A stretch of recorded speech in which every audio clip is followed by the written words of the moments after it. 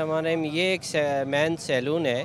यहाँ पे इनके 3 मुलाजिम हैं जो पिछले 6-7 दिनों से यहाँ पे रह रहे थे और आज रात जब ये दुकान के अंदर सोए हैं, सुबह जब दुकानदार ने दुकान खोला है तो अंदर तीनों मरे हुए थे। लेकिन वो तीनों अपनी जगहों पे जहाँ पे ये सोते हैं वहीं पे ये मरे हुए थे।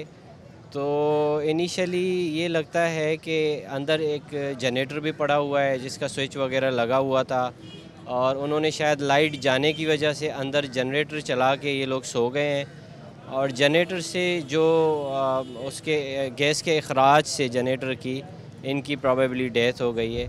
इन तीनों के अलावा एक परिंदा पैरट जो है वो पिंजरे में बंद था, वो भी मर गया है अंदर।